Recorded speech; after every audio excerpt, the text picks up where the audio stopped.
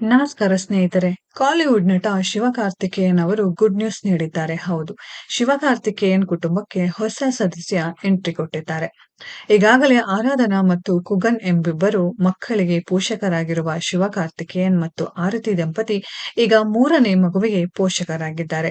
ತಾವು ಮೂರನೇ ಬಾರಿಗೆ ಅಪ್ಪನಾಗಿರುವ ಬಗ್ಗೆ ಮಾಹಿತಿ ನೀಡಿದ್ದಾರೆ ನಟ ಶಿವಕಾರ್ತಿಕೇಯನ್. ಕೆಲ ದಿನಗಳ ಹಿಂದಷ್ಟೇ ನಟ ಶಿವಕಾರ್ತಿಕೇಯನ್ ಅವರು ತಮ್ಮ ಫ್ಯಾಮಿಲಿ ಫೋಟೋವನ್ನ ಶೇರ್ ಮಾಡಿಕೊಂಡಿದ್ದರು. ಆಗ ಶಿವಕಾರ್ತಿಕೇಯನ್ ಪತ್ನಿ ಆರತಿ ಅವರು ಗರ್ಭಿಣಿಯಾಗಿದ್ದಾರೆ ಎಂದು ಅಭಿಮಾನಿಗಳು ಗೆಸ್ ಮಾಡಿದ್ದರು.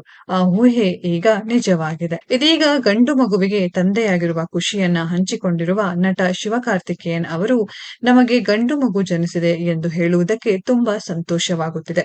ಪತ್ನಿ ಆರತಿ ಮತ್ತು ಮಗು ಚೆನ್ನಾಗಿದ್ದಾರೆ. ನಮ್ಮ ಮಗಳು ಆರಾಧನಾ ಮತ್ತು ಮಗ ಕುಗನ್ಗೆ ತೋರಿದ ಪ್ರೀತಿ ಮತ್ತು ಆಶೀರ್ವಾದವನ್ನ ನಮ್ಮ ಮೂರನೇ ಮಗುವಿಗೂ ನೀವು ನೀಡಬೇಕು ಅಂತ ನಾವು ಬಯಸುತ್ತೇವೆ ಎಂದು ಹೇಳಿಕೊಂಡಿದ್ದಾರೆ.